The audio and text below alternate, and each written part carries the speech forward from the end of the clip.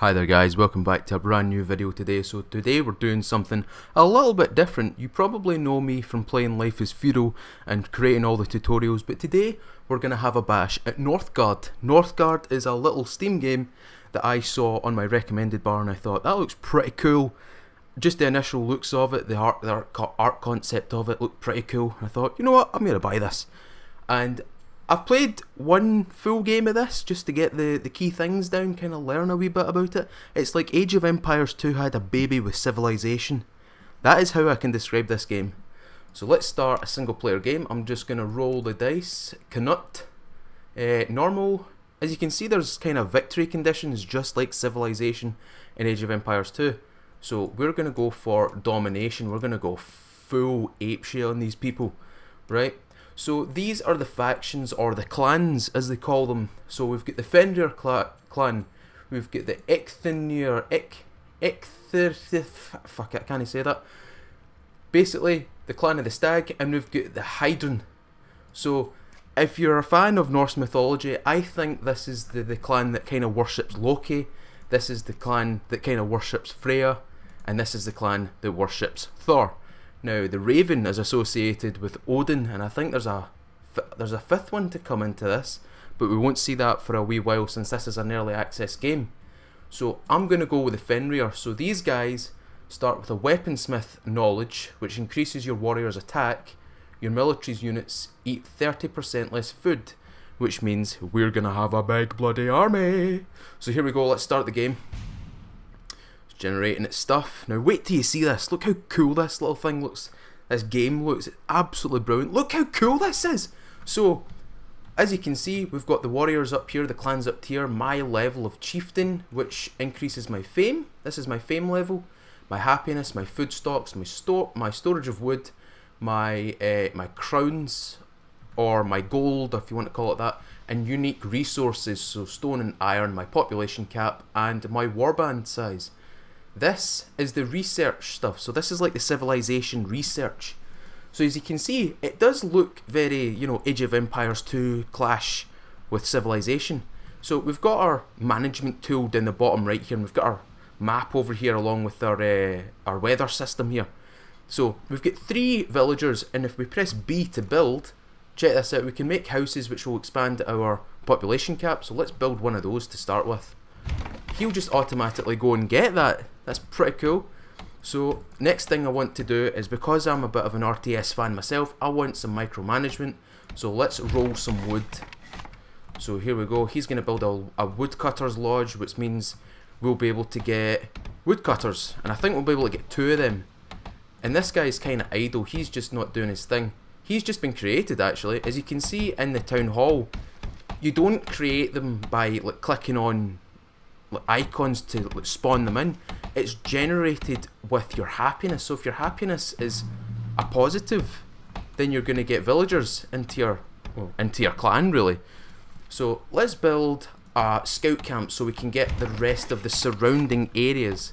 So these are areas that we can actually colonize, but we need a scout in order to actually see them. So now that we've built our woodcutter's lodge, let's go get a guy to whack some wood. That's not intentional pun. So here we go. We've got 2 woodcutters, which means we are going to have a positive influx on our wood storage. But at the moment we have a -2 on our food. So anybody who likes to play RTS game and micromanagement, this is probably a game for you guys. It's all about management. As I said, it's Age of Empires 2 crossed with Civilization. So we're going to research, or sorry, we're not going to research, we're going to scout this area. So he's looking in here, he's trying to see what the hell's in there, what could actually be in there. So our 2 woodcutters are going to work. We've also spawned another villager. The villagers will automatically try and gather food. Now as you can see, our food has gone positive, which means we're producing more of it now. We're already about one third of the way into summer. So here we go. We're gonna open up this bit, and if it's good enough, we'll colonize it. Ah, that's really good actually. So we're gonna colonize that area, and I'm gonna tell this guy to map this location, because I want to know what's on either side of me, if this is gonna be a route around, or if this is going to be a route through maybe mountains or to new resources. As you can see on the map as well, there's a little tree icon. Now if I left click on this, forest improves the wood production here by 20%, which means we're going to have a 20% influx on our wood storage. We keep creating some villagers here, so I'm going to create another scout. As you can see, what that's done is it's created a negative impact on my food, because now I'm having to feed a unique character. As you can see down here as well, we can actually see an overview of who we've got. So we've only got one villager, we've got 2 villagers now. So we're almost back to positive standings on our food. And what is that? That's a fertile land, so I think we're going to colonize that. Yeah, let's colonize that. You just left click inside the terrain here. You just left click inside it and then you click colonize, and that will be you granted that area. So what we're going to do here is we're going to build a farm. There we go. And we're going to tell him to go and build it. So he's going to go away and do that. We have 2 villagers at the moment, so this will be able to fill up with those 2 villagers, and it will create a positive impact on our food. So far we've got two territories. Oh, that as well. See this little icon right here? That tells you how much wood is being produced out of this. This also tells you how many buildings you're allowed to build in that territory. So our fields, our farm is almost ready. We still have 2 villagers. Our next villager is going to be out in a couple seconds. There he is. There he is. So he's going to go collect food now that we have 3 villagers now collected. Well, we've technically got 2 at the moment because he's busy building. But as soon as he builds that, he's going to become a farmer, and I'm going to tell the other guy to become a farmer. So here we go. He can become a farmer, and he can become a farmer. I hope he can. There we go. We're back down to -1. So we're still not producing. Oh, there we go. +5.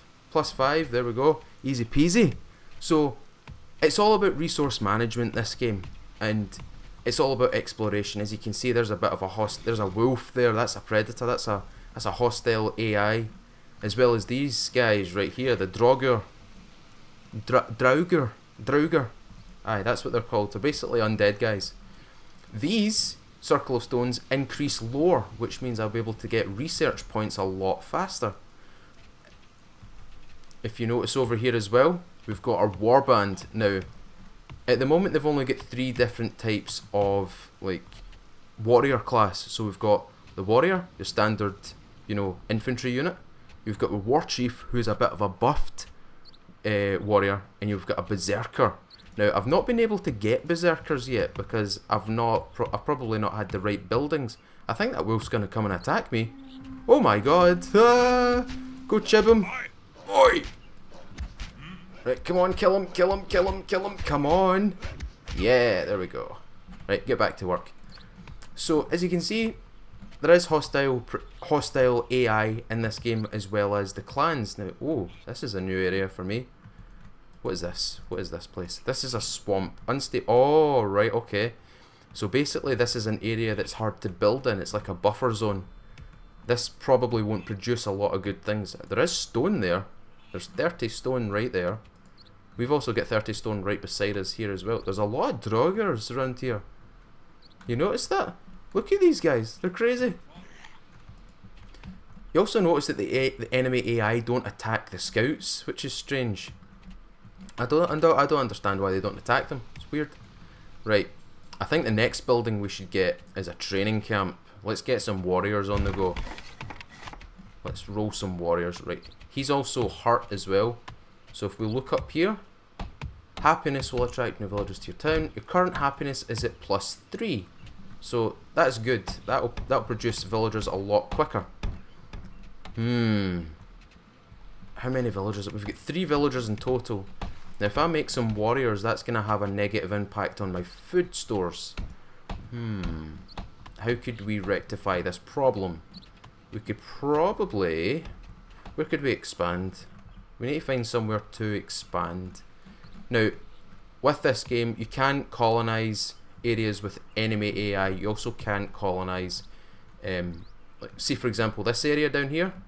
Oh, it's still got a brown bear on it. I'm trying to put across the fact that you can't colonise an area that is not adjacent to your own territory.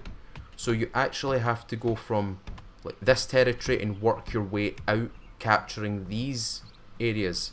You can't just, you know, cherry pick. Like, you might have 2 over here. You can't just go over here and say, oh, I want to colonise right there. You can't do that. It has to be adjacent to your territory. Ooh. Ooh, that's a good area right there. See, there we go. Elk. See how we can't actually colonise it because it's not adjacent to my current territory. So guys, I hope you enjoy this little let's play that I'm starting. It should be pretty cool. It's a wee bit different from Life is Feudal, admittedly, but that's probably a positive thing. We're about to go into winter. We're about to go. Oh no, this is where this is where food has a heavy hit. There we go. We had +5 and now we're only getting +1. Wood stores also get used for fires for the individual buildings. Our clan needs more houses. Can I build any more houses here? No, I can't. I need to colonise an area. And it requires 40. I don't think I'm going to do that. I'm going to wait until I've got enough food. Maybe 200. And then I'll expand. But yeah, guys, I hope you're enjoying this this little series that I'm beginning. What I'm going to do is I'm going to stop this one here. And I'll find you in the next series or episode. So guys, thanks for watching. I'm Mr. Feudal. I'll see you all later.